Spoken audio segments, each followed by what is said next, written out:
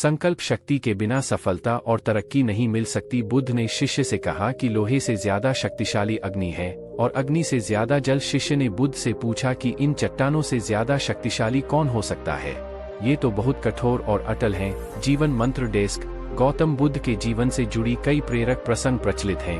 अगर इन प्रसंगों की सीख को जीवन में उतार लिया जाए तो हम सफलता के साथ ही तरक्की भी पा सकते हैं। यहाँ जानिए बुद्ध का एक ऐसा ही प्रेरक प्रसंग के अनुसार एक बार गौतम बुद्ध अपने शिष्य के साथ किसी पहाड़ी क्षेत्र से गुजर रहे थे।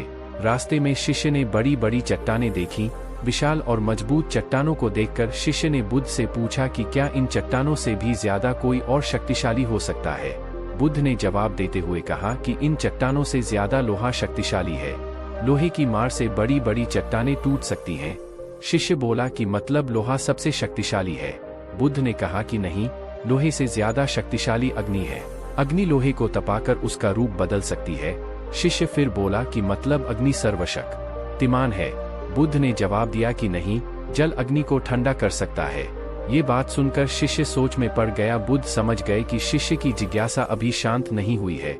शिष्य फिर बोला कि जल से ज्यादा शक्तिशाली कौन है? बुद्ध ने कहा कि वायु जल की दिशा बदल सकती है, लेकिन वायु भी सबसे ज्यादा शक्तिशाली नहीं है। बुद्ध ने आगे कहा कि इस संसार में सर्वशक्तिमान सिर्फ हमारी संकल्प शक्ति है। हमारी संकल्प शक्ति से हम पृथ्वी, जल, वायु, अग्नि और आकाश को नियंत्रित कर सकते हैं।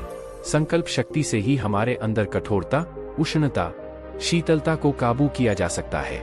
इसीलिए संकल्प शक्ति ही सबसे शक्तिशाली है। कथा की सीख। इस कथा की सीख यह है कि अगर हम सफलता के साथ उन्नति पाना चाहते हैं तो इसके लिए हमें हमारी संकल्प शक्ति को मजबूत करना होगा। किसी काम के लिए संकल्प करें तो उसे पूरा करने तक आराम नहीं करना चाहिए।